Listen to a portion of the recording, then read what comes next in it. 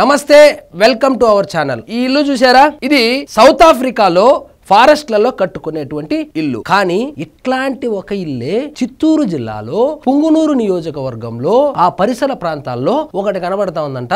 దాని విషయం ఏందో ఒకసారి చూసే ప్రయత్నం చేద్దాం. అడవిలో అక్రమ సామ్రాజ్యం. ఇప్పుడు నేను అక్కడ సౌత్ ఆఫ్రికాలో చూపించిన ఇంటికి ఈ ఇంటికి ఏమైనా తేడా ఉందా? అలాంటి అడవే, అలాంటి ఇల్లే. కట్టుకునింది ఎవరు అనుకున్నారు? మన నెంబర్ 2 వైఎస్ఆర్సీపీలో ఒకప్పుడు నెంబర్ 2 గా చలామణైనటువంటి జగన్మోహన్ రెడ్డి గారి కన్నా కూడా పవర్ఫుల్ అయినటువంటి పెద్దిరెడ్డి రామచంద్రారెడ్డి. ఈ పెద్దిరెడ్డి రామచంద్రారెడ్డి ఈ అడవిలో ఇల్లు కట్టుకోవాలని ఎందుకు ఆలోచన వచ్చి ఉండవచ్చు అని మీకు డౌట్ రావచ్చును. ఆయనకు సౌత్ ఆఫ్రికాలో వ్యాపారాలు ఉన్నాయి. ఆయన విహారయాత్రలకు సౌత్ ఆఫ్రికా వెళ్తుంటాడు. అక్కడ ఇలాంటి ఇల్లు ఒకటి చూసి ఇలాంటి ఇల్లునే మనం మన నియోజకవర్గంలో కట్టుకోవాలని ఆశపడి అడవిని ఆక్రమించుకొని సరదాగా సౌత్ ఆఫ్రికాలో ఏ విధంగా అయితే వాళ్ళు ఇల్లు కట్టుకుంటారో ఆ విధంగా ఒక ఇల్లు కట్టాడు అనమాట. చూడండి, అడవిలో అక్రమ సామ్రాజ్యం. మాజీ మంత్రి పెద్దిరెడ్డి కుటుంబ ఆధీనంలో పదుల కొద్ది ఎకరాలు. అటవీ శాఖ మంత్రి అంటే ఇప్పటి మన అటవీ శాఖ మంత్రి ఉన్నాడు. వన్య ప్రాణుల సంరక్షణ, అడవులను కాపాడుదాం, పక్షులను కాపాడుదాం అంటారు. అది కాదు సార్ చేయవలసింది. పెద్దిరెడ్డి రామచంద్రారెడ్డి గారు అటవీ శాఖ మంత్రిగా ఉన్నప్పుడు ఏం చేశాడో చూడండి. పదుల సంఖ్యలో అడవులకు సంబంధించినటువంటి భూములను దోచుకున్నాడు. చూసి నేర్చుకోండి సార్ పవన్ కళ్యాణ్ గారు. ఇక్కడ చూడండి ఏం చేశాడు మన పెద్దిరెడ్డి రామచంద్రారెడ్డి. ఎఫ్ఎంబిలో ఏమో 23 ఎకరాలు, రిజిస్ట్రేషన్ చేసుకుంది 45 ఎకరాలు, అడంగల్లోకి వచ్చేసరికి ఏకంగా 75.75 ఎకరాలు. మనలాంటి పేద ప్రజలు గత ప్రభుత్వంలో పొలం కొనుక్కొని దాన్ని అడంగల్లో ఎక్కించాలన్నా, రిజిస్ట్రేషన్ చేపించుకోవాలన్నా, పాస్బుక్ తెచ్చుకోవాలన్నా మనకి ఎన్ని షరతులు ఉండేది? ఎంఆర్ఓకు డబ్బులు ఇవ్వాలా, వాడు విఆర్ఓకు డబ్బులు ఇవ్వాలా, ఇంకొకటికి డబ్బులు ఇవ్వాలా. డబ్బులు ఇచ్చినా కూడా నువ్వు తెలుగుదేశమో జనసేన అయితే నీది ఆన్లైన్ లోకి ఎక్కదు. అలా జరిగింది మన జగన్మోహన్ రెడ్డి గారి పరిపాలన. కానీ పెద్దిరెడ్డి రామచంద్రారెడ్డి విషయానికి వస్తే అక్కడ ఉన్న భూమి ఏమో 23 ఎకరాలు, రిజిస్ట్రేషన్ చేసుకునేది 48 ఎకరాలు, అడంగల్లో మాత్రం 75 ఎకరాలు. ఈ కోడి పిల్లలు పెట్టినట్టు పెంచుకుంటా పోయి అటవీ భూమిని శాంతం ఆక్రమించేసి సౌత్ ఆఫ్రికాలో లాగా ఒక ప్యాలెస్ కట్టుకొని ఏ విధంగా అయితే జగన్మోహన్ రెడ్డి గారు వైజాగ్ లో ప్యాలెస్ కట్టుకున్నాడో ఆ విధంగా నేను జగన్మోహన్ రెడ్డి కన్నా నేనేం తక్కువ, నేను రాజకీయాల్లో వచ్చినప్పుడు జగన్మోహన్ రెడ్డి షెడ్యూల్ వేసుకున్నాడు, ఆయనకి అక్కడ ప్యాలెస్ ఉంటే నాకు అడవిలో ప్యాలెస్ ఉండకూడదా అనుకొని అడవి మొత్తం ఆక్రమించుకొని ఈ విధంగా సౌత్ ఆఫ్రికాలో లాగా ఒక పెద్ద బంగళానే కట్టుకున్నాడు. అందులో సువిశాల వ్యవసాయ క్షేత్రం అంట.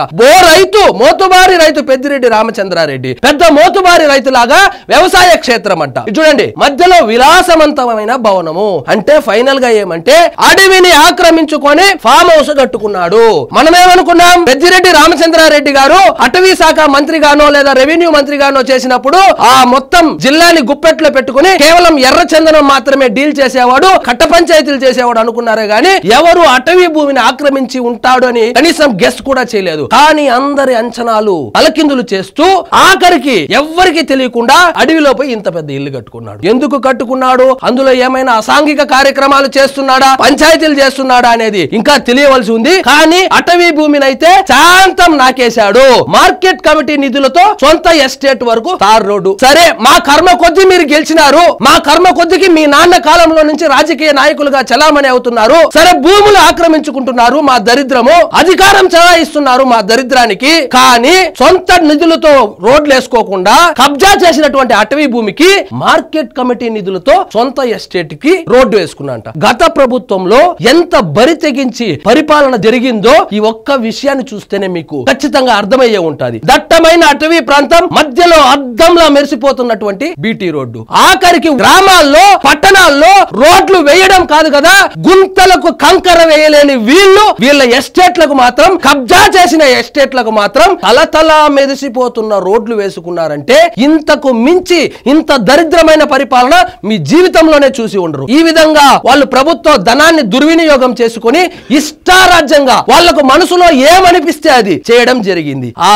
దారిలో సరదాగా అలా వెళ్తే వందల మామిడి చెట్లు, పశువుల కోసం నిర్మించిన భారీ షెడ్లు, పదుల కొద్ది ఎకరాల్లో విస్తరించిన వ్యవసాయ క్షేత్రం, దానిలో ఒక పక్క లాగా ఆధునికత ఉట్టిపడుతున్న అత్యంత విలాసవంతమైన భవనము అదే ఈ భవనము. ఈ మొత్తం ఏ విధంగా దోచుకున్నాడో ఒకసారి వివరించే ప్రయత్నం చేస్తా. కోడి గుడ్లు పెట్టినట్లు, మేక పిల్లల్ని ఈనినట్లు భూమి కూడా పిల్లలను కంటుందని మీకు తెలుసా? కంటుంది. పెద్దిరెడ్డి రామచంద్రారెడ్డి వాళ్ళ ఇంట్లో కంటుంది, అడవిలో కంటుంది. చూడండి, పోనీ పిల్లలు ఎదిగినట్టు భూమి కూడా రోజు రోజుకు పెరగడం ఎక్కడైనా చూసారా? మేం చూసాం. గత 5 సంవత్సరాల్లో జగన్మోహన్ రెడ్డి గారి ప్రభుత్వంలో పెద్దిరెడ్డి రామచంద్రారెడ్డి గారి భూములు రోజు రోజుకు పిల్లలు పెరుగుతా ఉన్నట్లు పెరుగుతా పోతా ఉంది. 25 నుంచి 75 వరకు వచ్చింది. మన కర్మగాలి మరొక్కసారి వైఎస్ఆర్సీపీ గవర్నమెంట్ గెలిచి ఉంటే ఆ 75 ఎకరాలు ఏకంగా 175 ఎకరాలు కూడా అయ్యేది. వైఎస్ఆర్సీపీ గవర్నమెంట్ లో పిల్లలు పెరిగినట్లు భూములు కూడా పెరుగుతూనే పోతుంది.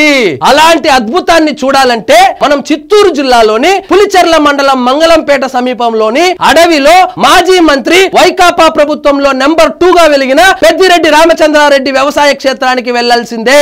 అక్కడ భూమి రోజు రోజుకు పెరుగుతుంది. నమ్మకపోతే ఈ లెక్కలు చూడండి. అక్కడికి వెళ్తే ఆవులు ఏ విధంగా పిల్లలు వేస్తుందో, లేదా పిల్లోడు ఏ విధంగా పెరుగుతాడో ఆ విధంగా పెద్దిరెడ్డి రామచంద్రారెడ్డి గారి భూములు మాత్రం ఎకరాలకు ఎకరాలుగా పెరుగుతా పోతుందంట. ఆ వింత వాళ్ళ సొంత చిత్తూరు జిల్లా పులిచెర్ల మండలం మంగళంపేటలో జరిగిందంట. మంగళంపేట రెవెన్యూ గ్రామ పరిధిలో గ్రామానికి చాలా దూరంగా అడవిలో ఆ 295 సర్వే నంబర్ లో 17.69 ఎకరాలు, 296 సర్వే నంబర్ లో 6 ఎకరాలు పట్టా భూమి ఉన్నట్లు fair adangal field management book లో స్పష్టంగా రికార్డ్ అయింది. దాని సరిహద్దులుగా రిజర్వ్ ఫారెస్ట్ ఉంది. ఈయనకు అదృష్టం ఏమంటే ఇక్కడ ఫారెస్ట్ ఉంది, ఇక్కడ ఈయన ల్యాండ్ ఉంది. ఈ ల్యాండ్ రోజు రోజు పెరుగుతా పోతా ఉంది అడవి వైపు. ఈ 2 సర్వే నంబర్ లోని పట్టా భూమి మొత్తం పెద్దిరెడ్డి కుటుంబం స్వాధీనంలో ఉంది. వాటిలో పెద్దిరెడ్డి కుటుంబానికి ఎంత భూమి ఉంటుందని అడిగితే 2వ తరగతి పిల్లాడైనా మొత్తం 23.69 ఎకరాలే కదా అని చెబుతాడు. అడవి మధ్యలో పట్టా భూమి ఉండటమే అరుదు. అడవి మధ్యలో ఆ చుట్టుపక్కల 60 కిలోమీటర్ల రేడియస్ లో ఎక్కడ పట్టా భూములు లేకపోతే అడవి మధ్యలో ఈయనకు ఒక్కడికి మాత్రమే పట్టా భూమి ఉందంట. అది ఎలాగో అది కూడా తవ్వితే బయటపడుతుంది. ఎందుకంటే వీళ్ళది రాజకీయ ఫ్యామిలీ. వీళ్ళ నాన్న రాజకీయ నాయకుడు. ఈయన ఓ కాలం నుంచి కాంగ్రెస్ లో నుంచి కూడా మంత్రిగా చేశాడు. అప్పుడెప్పుడే ఏమన్నా సృష్టించాడా లేదా నిజంగా వచ్చిందా అనేది విచారణలో బయటపడుతుంది. అడవి మధ్యలో పట్టా భూమి ఉండడమే అరుదు అంటే ఈయనకు అక్కడ అడవి మధ్యలో 75 ఎకరాలు ఉన్నాయంట. అవే సర్వే నంబర్లలో సబ్ డివిజన్ చేశారు. పెద్దిరెడ్డి, ఆయన కుమారుడు మిథున్ రెడ్డి, పెద్దిరెడ్డి లక్ష్మీరెడ్డి, పెద్దిరెడ్డి ఇందిరమ్మల పేరుతో 2000-2001 సంవత్సరాల్లో 45.8 ఎకరాల భూమి రిజిస్ట్రేషన్ జరిగిందంట. ఈ సర్వే నెంబర్లంతా మనకు అనవసరం. పెద్దిరెడ్డి కుటుంబం అటవీ భూమిని భారీగా కబ్జా చేసిందని ఆ 75.75 ఎకరాలతో పాటు మరో 30 ఎకరాల వరకు వారి ఆధీనంలో ఉందని అనుమానాలు వ్యక్తమవుతున్నాయి. అటవీ భూమిని కాపాడాల్సినటువంటి అటవీ శాఖ మంత్రిగా పనిచేసినటువంటి పెద్దిరెడ్డి రామచంద్రారెడ్డి శాంతం నాకేసి సౌత్ ఆఫ్రికాలో లాగా ఎవడైనా పట్టణాల్లో ప్యాలెస్ కట్టుకోవడం చూసాం. అడవిలో ప్యాలెస్ కట్టుకొని ఇదే అభివృద్ధిని చూపిద్దాము అనుకున్నాడో ఏమో నాకు తెలియదు గాని అడవిలో ఒక ప్యాలెస్ కట్టుకొని ఆ ప్యాలెస్ కు మన డబ్బులతో రోడ్లు వేసుకున్నాడు. ఇంత బరి తెగించడానికి కారణం ఏమో తెలుసా? మనమే 30 సంవత్సరాలు అధికారంలో ఉండబోతాము. ఆ 30 సంవత్సరాల్లో ఎవడు గుర్తుపడతాడని బరి తెగించి ఈ విధంగా అటవీ భూములను శాంతం నాకేయడం జరిగింది. ఇది ఇప్పుడు వెలుగులోకి వచ్చింది. దీని మీద విచారణ కూడా మొదలైంది. కాబట్టి ఖచ్చితంగా ఈ కేసులోనైనా పెద్దిరెడ్డి రామచంద్రారెడ్డి, ఆయన కొడుకు మిథున్ రెడ్డి జైలుకు వెళ్ళాలి అని నెటిజన్లు భావిస్తున్నారు. ఇదండి ఈ రోజు మన టాపిక్. మీకు ఈ వీడియో నచ్చినట్లయితే లైక్ చేయండి, షేర్ చేయండి. ఛానల్ మాత్రం సబ్స్క్రైబ్ చేసుకోవడం మర్చిపోవద్దు.